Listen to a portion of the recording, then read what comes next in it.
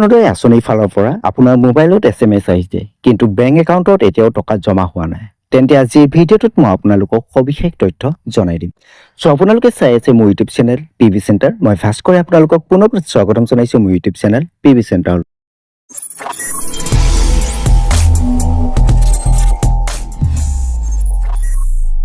SMS অহাৰ পিছতো লগে লগে টকা জমা নহ'বও পাৰে আপোনাৰ বেংক একাউণ্টত।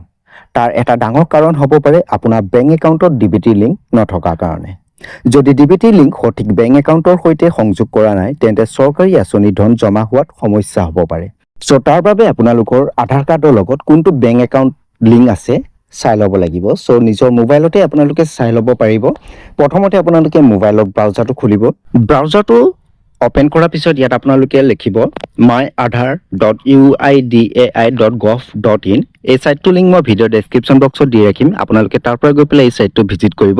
আৰু এই সাইটটো ভিজিট কৰাৰ পিছত আপোনালোকৰ স্ক্ৰীনত ঠিক এনেকুৱা ধৰণৰ এটা ইণ্টাৰফেচ আহিব লাগিব। যদি এই ইণ্টাৰফেচটো নাহি আধাৰ কাৰ্ডৰ নতুন যিটো ইণ্টাৰফেচ হয় এই ইণ্টাৰফেচটো আহে, তেতিয়াহ'লে আপোনালোকে পেজটো ৰিফ্ৰেছ কৰিব। পেজটো ৰিফ্ৰেছ কৰাৰ পিছত আপোনালোকৰ সন্মুখত ঠিক এনেকুৱা ধৰণৰ এটা ইণ্টাৰফেচ আহিব। ইয়াত আপোনালোকে দেখা পাইছে ৱেলকাম টু মাই আধাৰ। ইয়াত আপোনালোকে লগইন বুটামত ক্লিক কৰিব।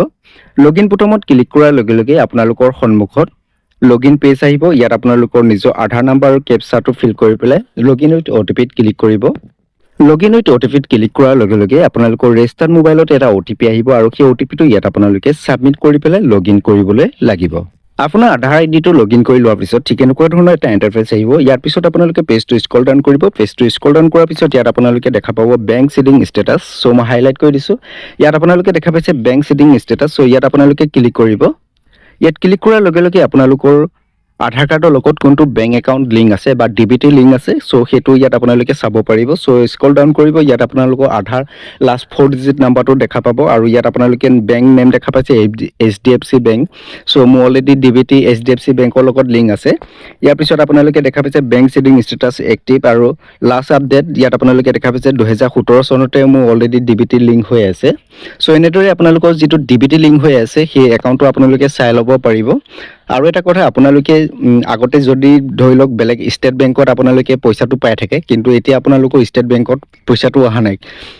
প্ৰায়ভাগ মানুহে কি কৰে, প্ৰায়ভাগ মহিলা মানুহে নিজৰ যি পোষ্ট অফিচৰ একাউণ্ট হয়, পোষ্ট অফিচৰ একাউণ্টটো বেলেগ কামৰ কাৰণে ইউজ কৰিবলৈ তেওঁলোকে বনাই লয়, কিন্তু তেওঁলোকে পাহৰি যায় যে পোষ্ট অফিচতো তেওঁলোকৰ এটা একাউণ্ট আছে। আপোনালোকে এনেদৰে চেক কৰি ল'ব আপোনালোকৰ বেংক একাউণ্টটো কোনটো লিংক আছে। যিটো ইয়াত আপোনালোকে দেখুৱাব কৰিব আপোনালোকৰ বেংক একাউণ্ট DBT লিংক আছে, সেই বেংক একাউণ্টটো আপোনালোকে এবাৰ চেক কৰি ল'ব। সেই বেংক একাউণ্টতে আপোনালোকৰ যিটো পইচা হয় অৰুণোদয় আঁচনি 1100 টকা, সেই 1100 টকাটো আপোনালোকৰ নিশ্চয় সোমাই থাকিব।